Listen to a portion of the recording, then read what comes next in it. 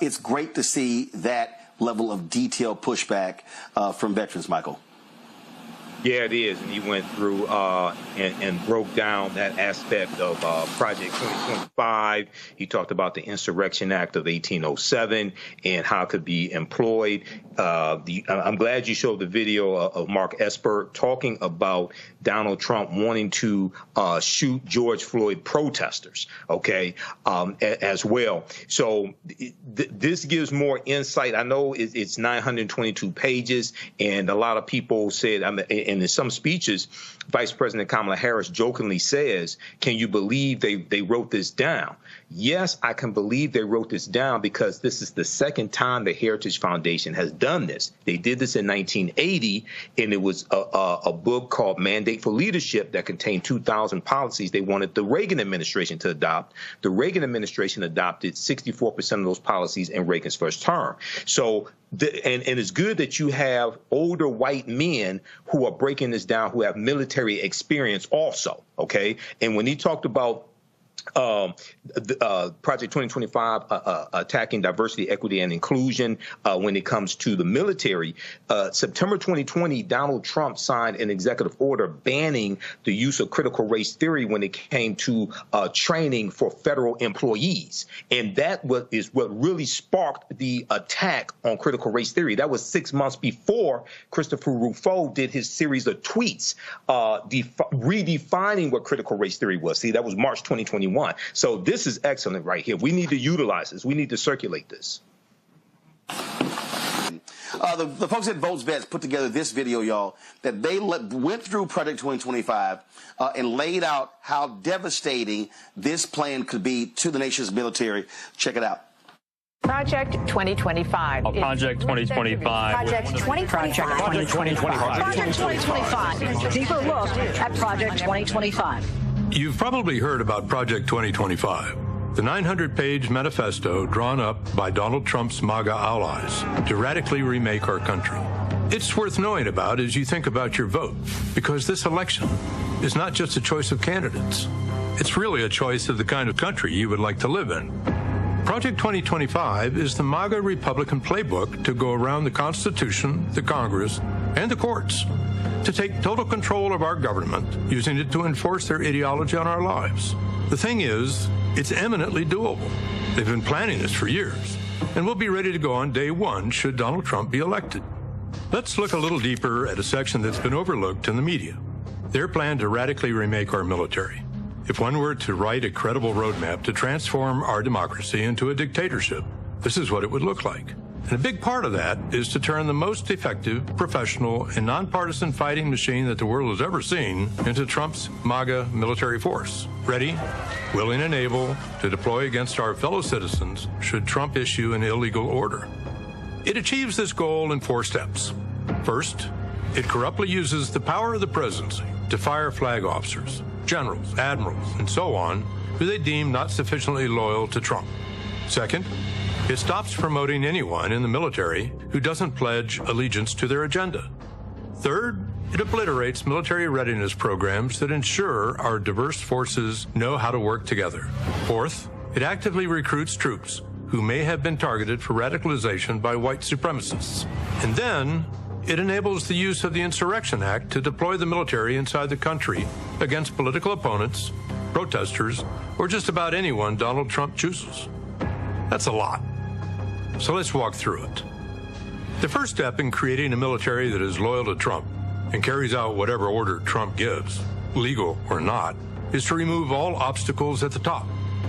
That means clearing out generals, admirals, and others who would refuse to carry out illegal orders in accordance with the Constitution.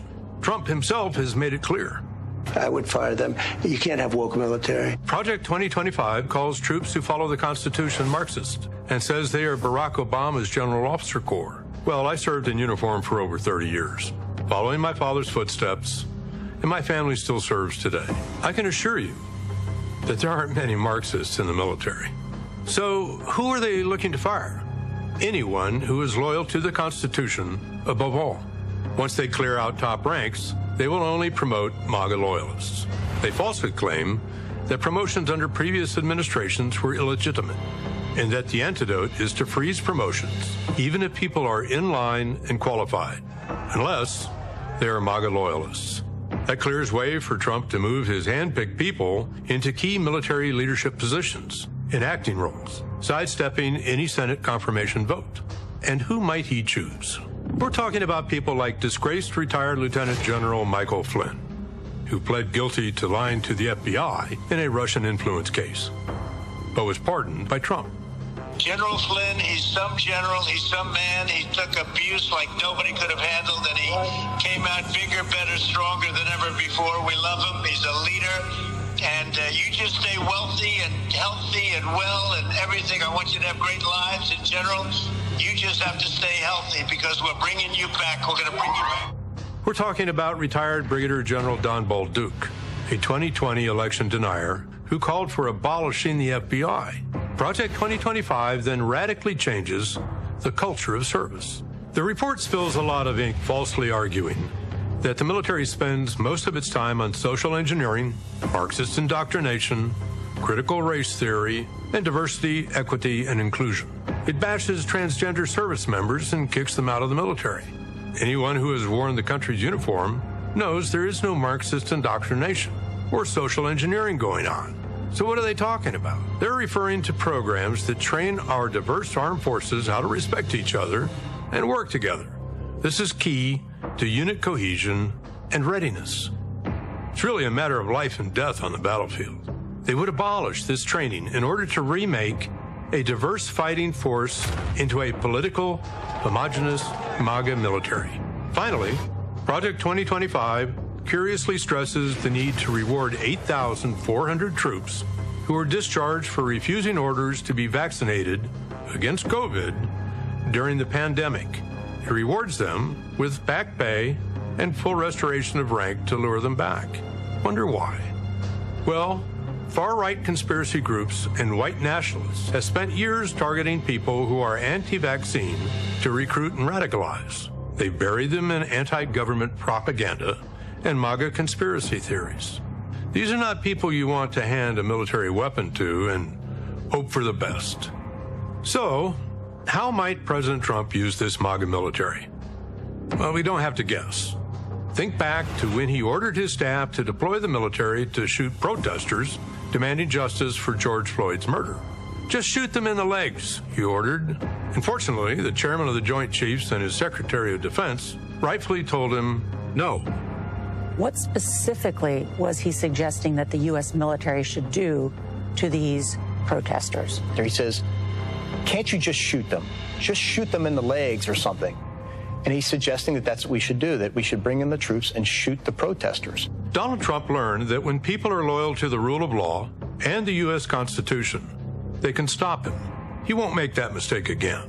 Project 2025's own architect has warned us that violence may be used against anyone who gets in their way. We are going to win. We're in the process of taking this country back. We are in the process of the Second American Revolution, which will remain bloodless if the left allows it to be. From shooting Americans in the street if they protest, to sending the military door to door looking for immigrants to round up, to putting troops into domestic law enforcement roles akin to martial law, Project 2025 would empower all of Trump's worst instincts. The good news is the choice is in our hands. Your vote this fall makes the difference. And it's not just about the top of the ticket. We need to vote for candidates up and down the ballot who will block Project 2025 from ever becoming our nightmare reality. And we need to talk about it with friends, family, and neighbors. That's how we hold fast to an America where democracy rings free, where the people rule and the elected serve, where the government values our rights and protects our freedoms. And an America that continues to say, if you're willing and able to serve, there is a place for you in our armed forces. A military that still swears an oath to support and defend the Constitution of the United States. It's up to us. Thank you.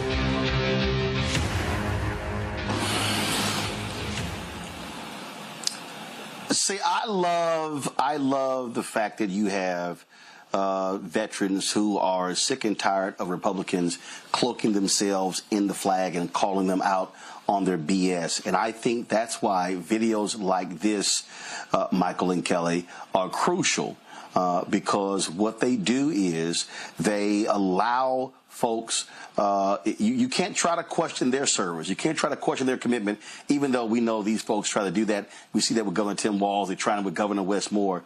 But it's great to see that level of detailed pushback from veterans, Michael. Yeah, it is. And he went through and broke down that aspect of Project 2025. He talked about the Insurrection Act of 1807 and how it could be employed. I'm glad you showed the video of Mark Esper talking about Donald Trump wanting to shoot George Floyd protesters, okay, as well. So this gives more insight. I know it's 922 pages, and a lot of people said, and in some speeches, Vice President Kamala Harris jokingly says, can you believe they wrote this down? Yes, I can believe they wrote this down because this is the second time the Heritage Foundation has done this. They did this in 1980, and it was a book called Mandate for Leadership that contained 2,000 policies they wanted the Reagan administration to adopt. The Reagan administration adopted 64% of those policies in Reagan's first term. So, and it's good that you have older white men who are breaking this down, who have military experience also, okay? And when he talked about Project 2025 attacking diversity, equity, and inclusion when it comes to the military. September 2020, Donald Trump signed an executive order banning the use of critical race theory when it came to training for federal employees. And that is what really sparked the attack on critical race theory. That was 6 months before Christopher Rufo did his series of tweets redefining what critical race theory was. See, that was March 2021. So this is excellent right here. We need to utilize this. We need to circulate this. And here's the thing here, Kelly.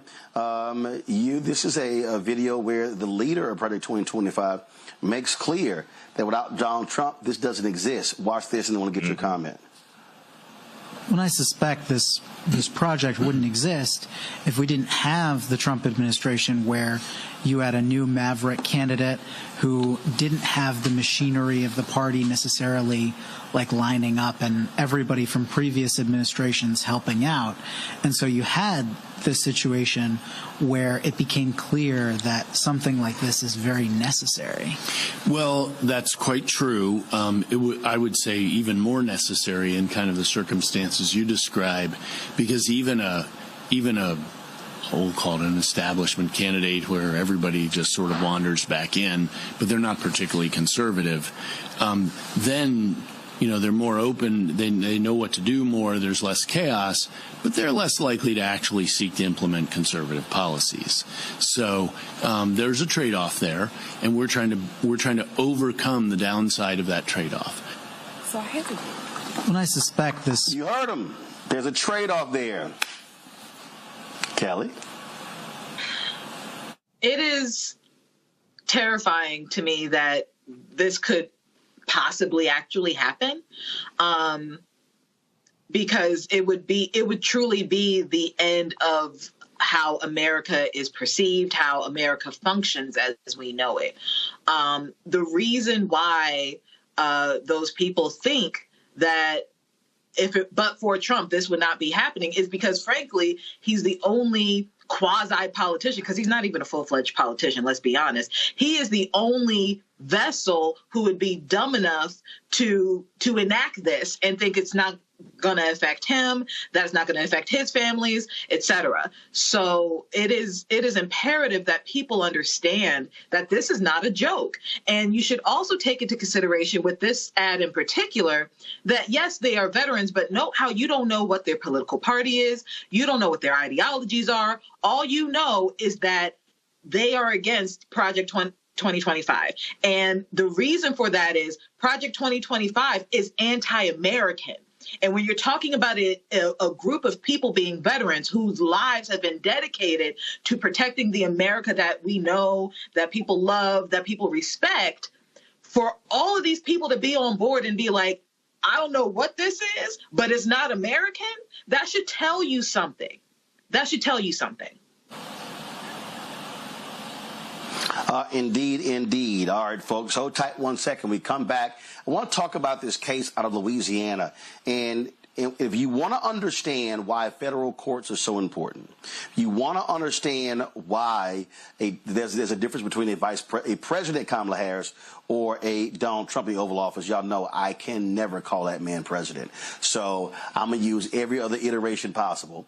It's what happened out of Louisiana and the extremely conservative U.S. Fifth Circuit Court of Appeals. I will explain that next right here on Roland Martin Unfiltered on the Black Study Network. Visit our website, AfricanHistoryNetwork.com, AfricanHistoryNetwork.com, so you can register for this full 12-week online history course. And I'm getting ready to, as soon as I finish this broadcast, we're going to jump in the class of my online school and start teaching class number 1. So these classes will be on Saturdays,